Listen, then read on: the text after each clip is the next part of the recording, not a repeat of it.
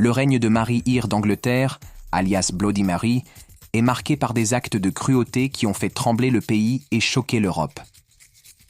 Lorsqu'elle monta sur le trône en 1553, après la mort de son frère Édouard VI, elle entreprit de renverser l'église anglicane fondée par son père, Henri VIII, et de restaurer le catholicisme dans tout le royaume. Mais sa méthode pour parvenir à cet objectif fut d'une violence inouïe. Marie Eyre croyait fermement que sa mission divine était de sauver l'âme du peuple anglais en effaçant ce qu'elle considérait comme des hérésies protestantes. Pour ce faire, elle mit en place une série de persécutions religieuses brutales et inhumaines.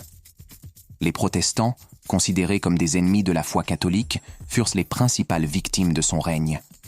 Sous ses ordres, des centaines de personnes furent brûlées vives sur les bûchers, une méthode particulièrement cruelle et humiliante de mort. Les martyrs de la foi, comme on les appelait, étaient souvent des figures importantes du protestantisme, des pasteurs, des mères de famille ou des simples croyants qui se voyaient accusés d'hérésie simplement parce qu'ils ne voulaient pas se soumettre à la vision catholique imposée par la reine. Ils étaient jugés, condamnés à mort et exécutés publiquement dans des scènes d'horreur que personne n'oublierait. Les procès se déroulaient dans une atmosphère de peur constante. Des accusés étaient parfois forcés de confesser des crimes qu'ils n'avaient pas commis, sous la menace de la torture ou d'une mort plus lente et plus douloureuse.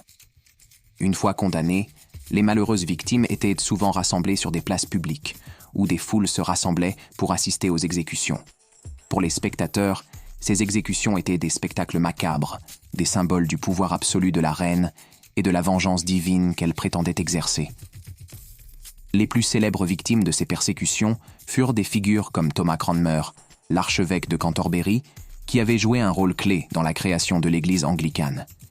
Il fut d'abord emprisonné, torturé et contraint à abjurer ses croyances protestantes, avant de subir une fin tragique en étant brûlé sur le bûcher en 1556. Avant de mourir, il fit un dernier acte de défiance. Il tendit sa main droite, celle qui avait signé son abjuration, dans les flammes, proclamant qu'il mourait en croyant en Dieu et non en la doctrine catholique. Les exécutions n'étaient pas seulement des événements solennels, elles étaient aussi l'occasion de détruire symboliquement l'âme de l'Angleterre protestante. La torture, souvent utilisée pour extorquer des aveux, était brutale. Les condamnés à la mort étaient souvent brûlés à un endroit précis, leur agonisation pouvant durer plusieurs minutes.